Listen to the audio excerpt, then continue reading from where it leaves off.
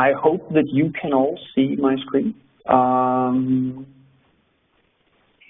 today we're going to be talking about our recently released threat intel application for LogPoint. With this application, we can take security analytics one step further. So briefly about myself, my name is Christian Have. I have been working in information security for the last 10 plus years. And for the last 4 years, I've been working in LogPoint. My responsibilities are relating to the product and the roadmap and basically translating what we see from the market into something we can push to our development team. Once we get something back, figure out how to actually position that towards the clients. So maybe before we continue further, is there any challenges with the audio? Can anyone hear me? Yes, we can hear you. Ah, great. Okay. So, Anders, if you're having any challenges, it seems to be on your end. So let's carry on. Today we're going to be introducing the TI application, running through a brief installation and configuration of the TI application on the LogPoint SIM, and do an introduction hands-on in terms of the analytics that you can actually do with TI on LogPoint. A brief link to where you can get access to the application if you haven't gotten it already, and then a final QA session before we settle. If we end before time, I think it's great. I would be so pleased if we can do the Q&A at the end. So note down your questions as we go along. So, what is it? TI. Well, I think there is as many definitions of TI as there are information security experts out there, maybe even more. I think some of us tend to be a little bit paranoid and schizophrenic at times about what TI actually means. For me, TI is the ability to indicate a compromise. So I took this quote from Hacker News, and it is simply put, threat intelligence is the knowledge that helps you identify security threats and make informed decisions. So what can it be? Well, TI can be IP addresses, URLs, domains, email addresses, attachment links in emails, file hashes, and more advanced types of indicators. So execution steps, activities on a file system, these kinds of things. But it can also be any sequence of the above. So I get a file download, I see a network connection, a process might start up on my system, I see a change on the registry, and then suddenly I start to seeing this pattern repeat itself across different machines in my network. So how does this fit in with your ordinary or already in place security controls? Well, first of all, thanks to Lockheed Martin for actually describing the cyber kill chain. Yeah, maybe you haven't seen it in this particular visualization, but I think we are all more or less aware of how these attacks work. You could do the reconnaissance, you do the weaponization, there is a delivery of some kind of malware, there is some exploitation and installation. You do a beaconing back to command and control server for the actual work order, and then you do hands-on on the objective that you want to target. So it fits in very well with what we have already. So for recon, well, probably not much we can do. I mean, a lot of people are port scanning your machines. If you want a SIM alert every time someone is port scanning your machine, you probably don't need TI to do that, right? The same goes for weaponization. That's typically where you would see your antivirus solution kick in, although this is where we can start doing stuff. So if antivirus and TI are two areas or two sides of the same coin, think of TI as the early warning. So we're seeing something that might be suspicious with this file hash. Well, push that to our TI feed and let our colleagues or someone else actually consume this. So for me, weaponization is the first step where you can use TI to complement the controls you have already. In terms of delivery, sure. I mean, we need to get this malware onto a target somehow. It could be via a browsing activity, an email attachment, a USB file. So we scan these machines, we scan the URLs, we scan the contents, we get fingerprints of what is actually delivered. It might not be picked up by our anti-malware solution, but we sure as hell can find it with the capabilities of TI. Exploitation, executing code on the victim's machine. So this is typically where your advanced malware solutions or more advanced endpoint security protection components can kick in, but it is also here where we can actually do stuff with TI. So let's assume that we have a LogPoint agent running on our Windows machine, and we suddenly see execution or startup of a process that, although it has the correct name, it has a hash fingerprint that is unusual compared to normal one. Typically, LSAS or iExplore or whatever is getting started, and you try to mask your malware just by naming it something else. We can check the hash. It's not what it's supposed to be. If it's not what it's supposed to be, let's correlate it with the threat intelligence feeds to determine whether or not it's something we've seen before or is associated with a campaign. Again, anti-malware is great, but it relies on signatures. Well, you can say this is signatures as well. My point is just that we might be able to catch it sooner. Installation, well, again, you could use antivirus, but again, here TI can be used. When you do beaconing, when you need to go back and get your work order, communicating with your command and control servers is definitely a place where the firewall will do a lot, but you need contextual information from your TI system to basically determine that this is, in fact, a potentially malicious machine. So the actions and the objectives, this is more or less from the perception of TI in a SIM context, the same as installation. So if you need to do something more advanced, then you need to apply your TI feeds not so much to your SIM, but maybe to your advanced endpoint security protection systems. So we are seeing more and more highly advanced TI feeds being introduced. Not all of the feeds are equally relevant to SIMs. What our approach is, it needs to be very, very simple. It needs to be easy and actionable to use, and we will extend the capabilities as the TI feeds mature and once we get good feedback from customers such as yourself on where do we want to take this. In LogPoint, it is a plugin. You don't need to update your system to get it working. It is a free plugin, so you don't need to get in contact with our nagging sales organization. You can simply just download it and use it. We will normalize the sources of threat intelligence. We have built a threat taxonomy. So think about this for a moment. If you go out to the internet, you procure 2 or 5 or 10 different sources, they might not necessarily represent threat data in the same way. They might not categorize or score the threat information in the same language, or, you know, one score from 1 to 5 and another score from 1 to 100.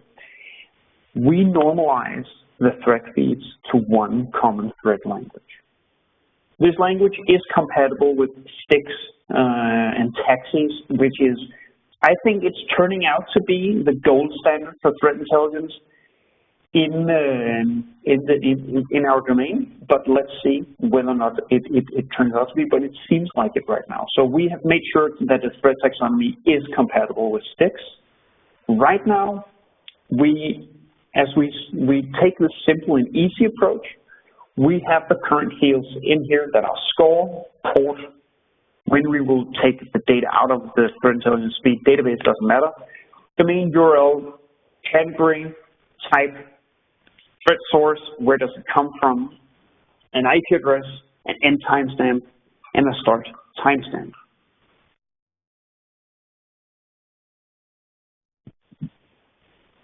So, what sources do we have right now? As a user of threat intelligence in LogPoint, you can use Proofpoint. They are a partner of LogPoint. Previously, the threat feed from Proofpoint was called Emerging Threats, but that's the one they've rebranded as Proofpoint. The other one, which I'm going to be demoing today, is called Critical Stack, and you can use it today. It's free. What Critical Stack does, and I think is really great, you'll see it in a moment, it will use an App Store-like approach to take multiple threat feeds and take them into one stream that you can use with a simple API key. You can simply use all of them. So, time to get our hands dirty and hands-on in the system. So, let's see. If I start on my LogPoint, we have our system, I'm in settings, plugins, and I have the threat intelligence application. After it's been installed, it registers itself here. I can click manage, and I can go in and actually configure it. So I have two sources configured already, one for Critical Stack, one for Emerging Threats. For Critical Stack, I have the API keys here. Once I need to add a new one, I simply provide a name and copy paste the API key in. I have a fetch interval, so how often do I add new content to my database? I can do it pretty frequently, so every hour I query the API. And what should be the age limit? How old TI information do I want to keep from Critical Stack? And if I set it as 0, it will empty everything and push in new content once I do the fetch again. So every 1 hour I would completely empty and redo the content. You might not be interested in this. You might want older TI data. It depends a lot about the sources and how you actually want to use it. So play around with this. If you have a network with proxy requirements, you can configure a proxy here. Now, for Critical Stack, let's go in and try to actually configure it. So I've been logged in as myself. After you log in, the first thing you'll do is you'll go to Collections. You'll create a new collection. I'll call this one Webinar.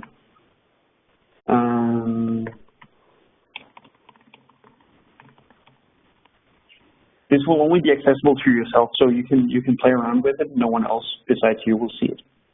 So I've created my my collection. To this collection, I will add threat intelligence feeds. And now you can see this is the App Store that I was talking about.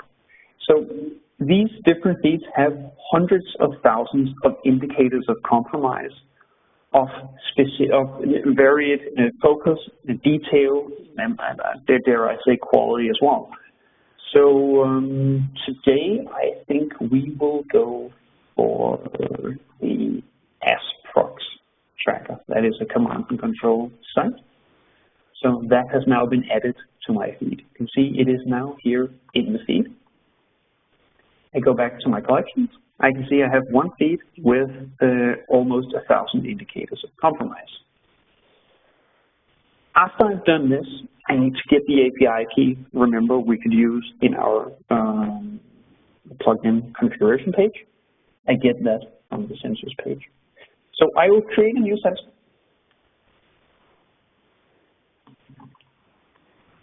And I will reply or select, the webinar collection that I've created before.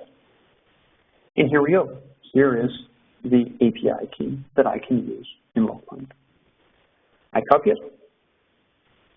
I take it in here.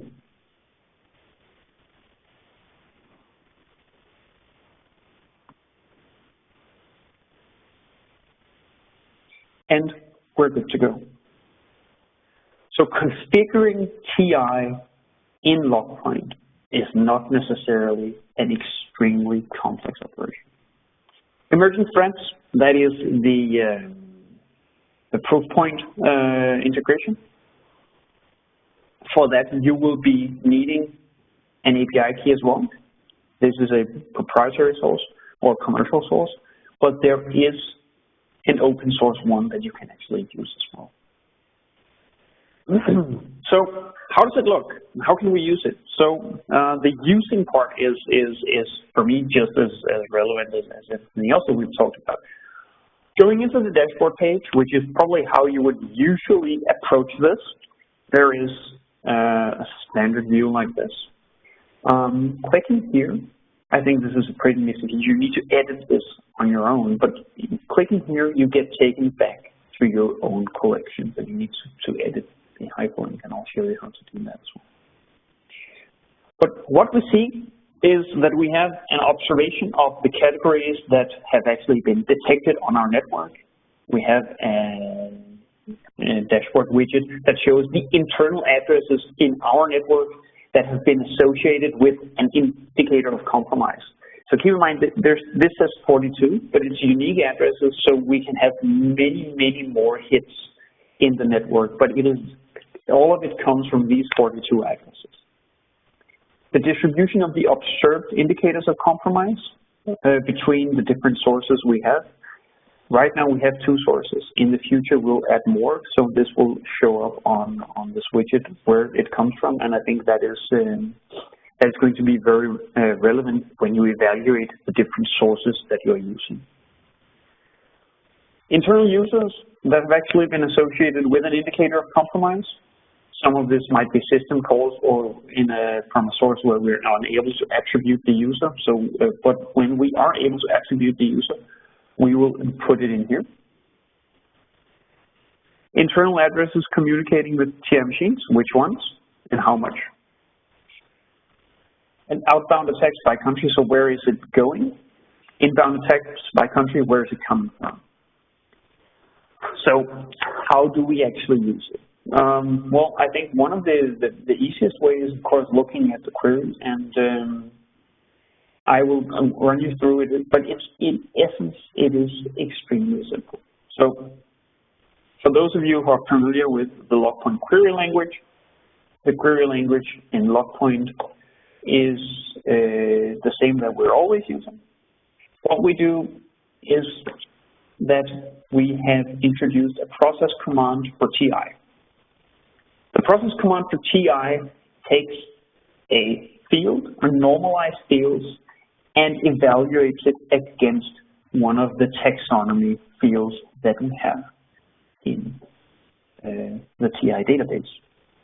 If there is a match, we will add enriched fields.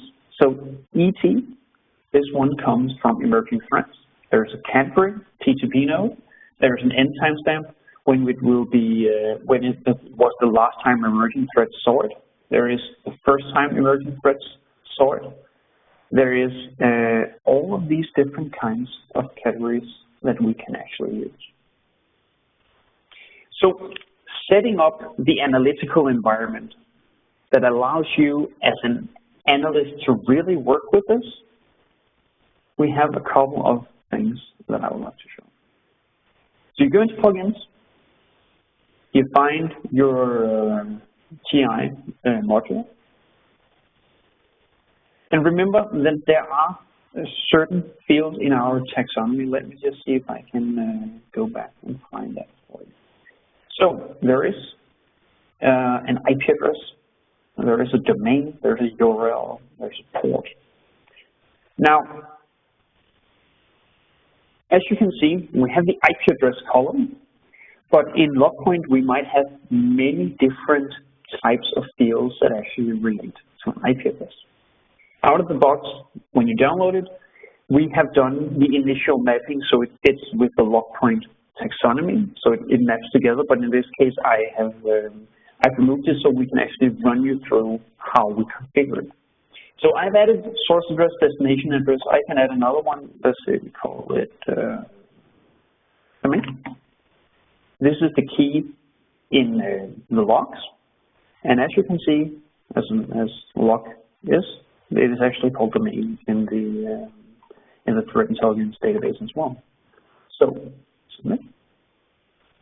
So now, if I do a process TI on domain, it will enrich everything from the domain column in the TI database. Now, let's say that I want to look for both destination address and source address and domain in one simple query. I use the alias function.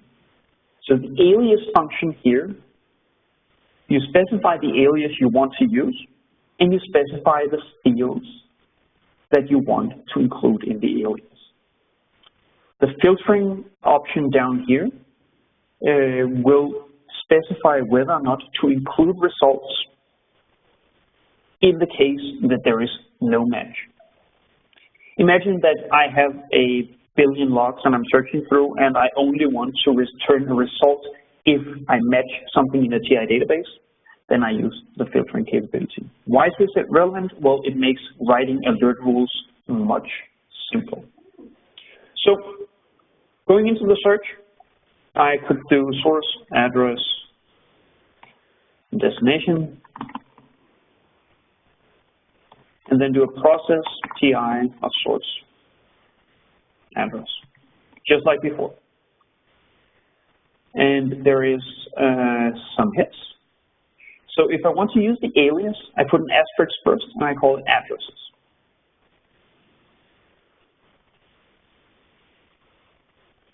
So you saw I had 138 before, because I only use source address. Now I use both source and destination address, and I filter so I only get messages that actually have the categories in place. And from this, I could go in and look at which source address is communicating with destination address, and with which category from version first. So, as you can see, getting the contextual information, moving from just having firewall logs to actually working with the TI, is very easy to do. Now, is it necessarily the case that there is a problem because I see a match here? Well, probably not, right? I found one example here. Let me see. I need to go back a bit further in time. So here is one log, and let's see.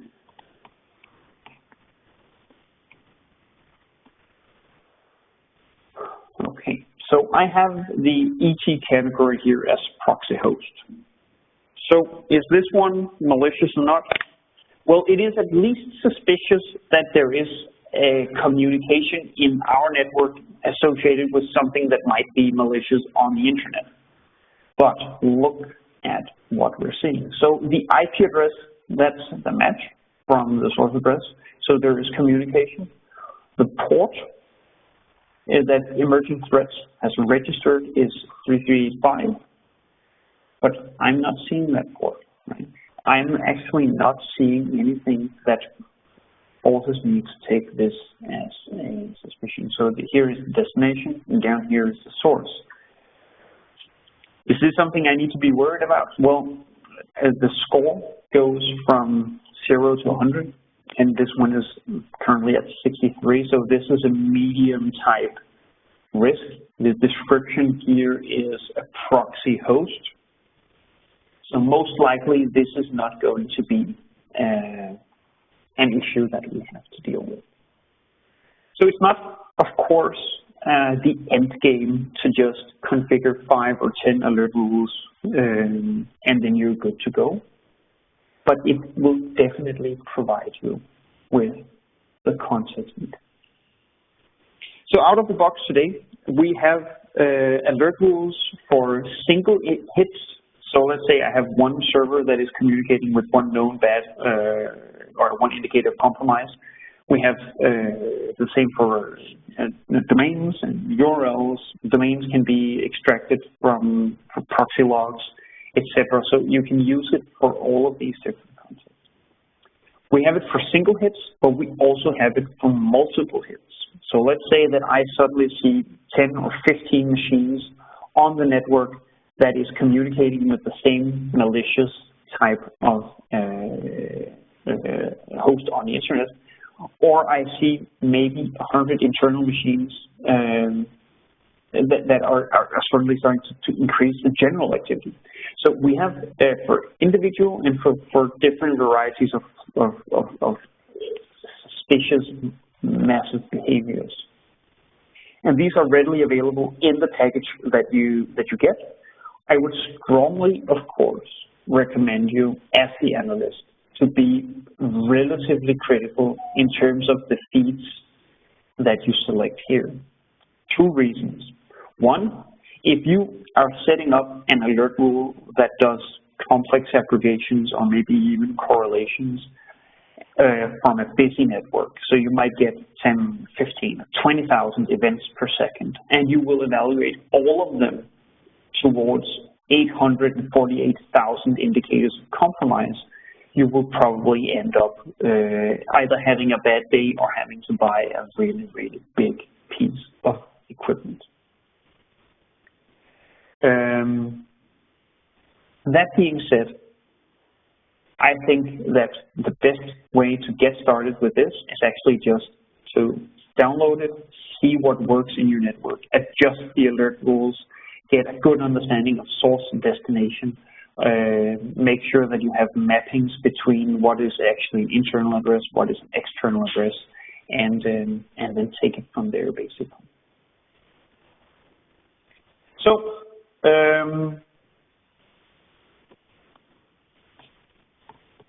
we've been hands-on. You can get the application from the Help Center. So anyone that is a LogPoint customer already, you should have access. If you search for threat intelligence, there is a Getting Started guide. This Getting Started guide will walk you through the exact steps that I just did for Critical Stack to actually get moving. Now, in the upcoming versions, we will work much more with TI in LogPoint. So STIX files through the taxi protocol will be supported. As I said before, I believe that it seems like this will be the golden standard for TI. We will support CSV-based custom sources.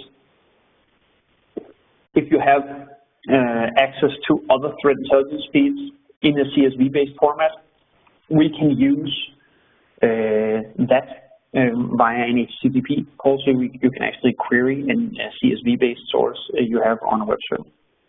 If you have it in a database, you can use the ODBC-based custom sources to connect. And we will add more proprietary or /commercial feeds, similar to what we did for Proofpoint. Here on Cybox, I believe it will come. And we will add coupling to what we call static enrichment. So static enrichment in LogPoint is, if we go back to the application, if I do a search today, and I see a log file and I do the process TI of addresses, I will add the enriched fields to the search results. Okay, but it will be gone the moment that I leave the web page. With static enrichment, we will add the support for stamping in threat intelligence information to the log file during the collection. So you say, well, I haven't heard about static enrichment. No, the great thing is that we are introducing static enrichment in the next large release that we are coming out with, and the coming versions of threat intelligence will fully support the static enrichment capabilities in LogPoint. Is it going to be better than the query time? No, probably not. I think there are two very different use cases. If you get something at collection time, you can determine this is an incident. You want to do it fast. But for forensics and advanced security analytics over longer periods of time, you want to do the search base. But you want to have the capability of doing both for performance and forensics purposes. So I think that we should go for the Q&A session. And are there any questions so far? Please unmute and let's see if there is anything that we should do. Okay, I got a question already from Thomas. Thomas asks if the critical stack API needs other network connections than HTTP. And the answer is no.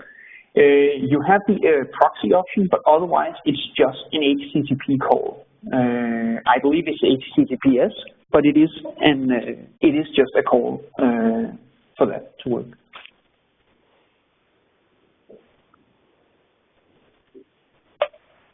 Christian, it's Martin here. Oh, Martin. In the dashboard, there was like it said 42 unique users that is has been in touch with IOC. Yeah.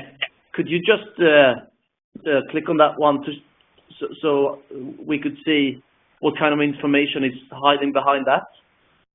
Sure. So let's see if we can do a search. I think I had a timeout before, but it seems to be working now. So let's just let's just do it for the last hour to get some data in. So here it is.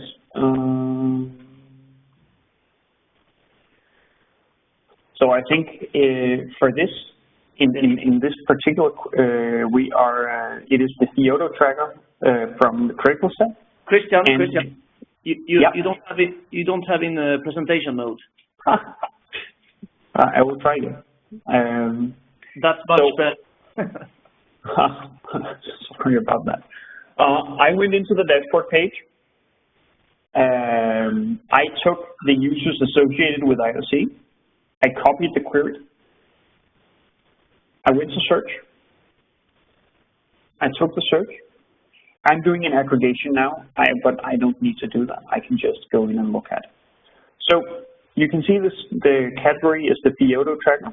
I get user information from my Palo Alto firewall in this particular case.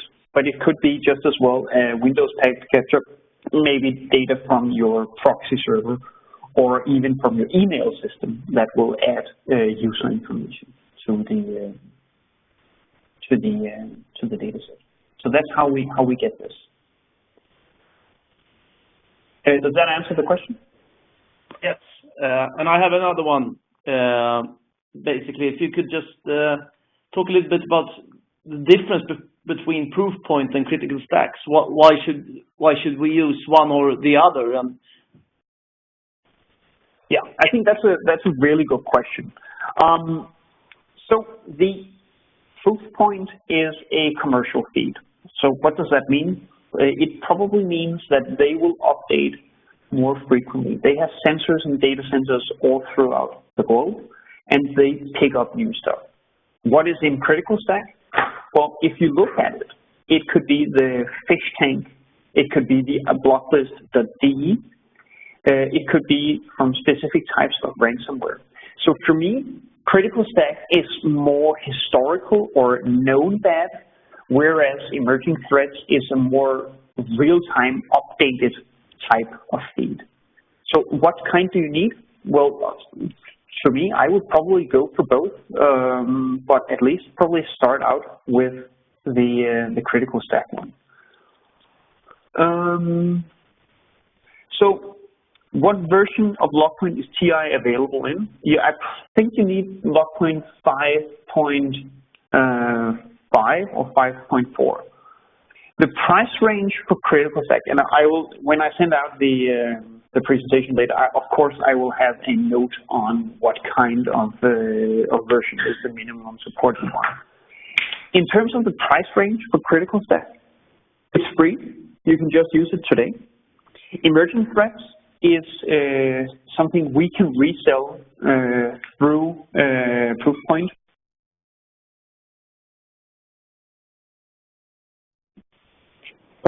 And it is licensed on a per node basis. So you can license it the same way that you license the existing LogPoint. There is a question if we can integrate with OpenIOC. It will be possible in the upcoming version. In terms of OpenIOC, I'm really interested in hearing what is the feedback from the market. What kind of feeds, what kind of technologies is going to be required, so we can actually prioritize the roadmap accordingly. I'm not interested in just providing whatever we feel flavor of the month is best. So please let us know what we should focus on in the upcoming versions. And there's a new question from Thomas. It is, how would I set up the emerging threats open rule set? It asks for an API key. And that's probably right. You might need to play with it. Otherwise, if you look at the URL from the ET Pro, you can probably create your own web server or a proxy that has just a random API key and then make it work like that. But otherwise, for the free open emerging threats, I'm not sure it can do it, but otherwise you could navigate around it by proxying it yourself.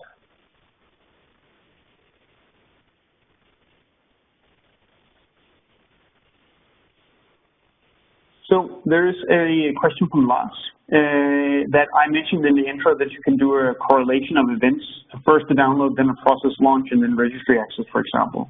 Is any of that possible now? The demo focuses on IP addresses. So if you have followed the blog recently, we did a blog post, Julian did one of my colleagues, fantastic blog post on taking the output of one alert and feeding it as input to the other. So it is definitely possible to do that. Our demo focuses on IP addresses, that's true. If you recall the taxonomy that I showed before, we have domain, URL, and IP address right now. In the next version, we will have registry changes, we will have file hashes, and process execution steps. Maybe not all of it can be represented correctly in the TI sources we have now, but the taxonomy actually supports it. So can I do a complete, just mapping the complete steps? Probably not, but I can take you maybe 80 or 90% of the way. There might be a couple of steps that you need to find yourself, but if you know that the machine has started a process that is associated with a malware campaign, and you have seen connections to the internet, you know that you probably want to look if something has been added to the auto-run stuff as well.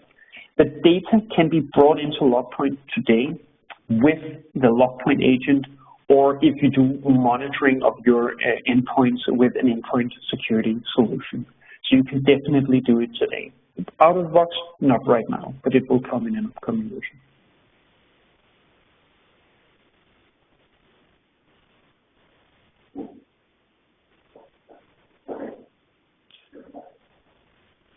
So I'm not seeing more performance numbers. So in terms of performance, we are seeing evaluation of tens of thousands of IOCs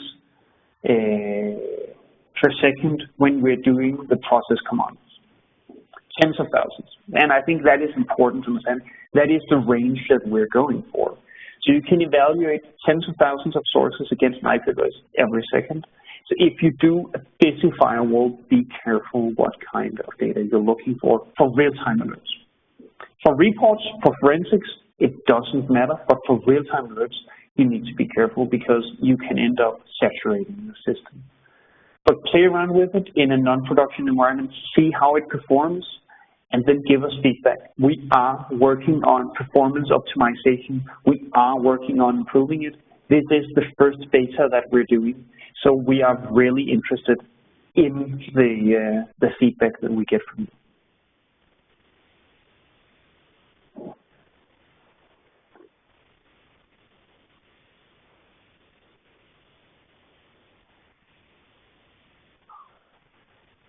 So, if we don't have any further questions, I would like to conclude.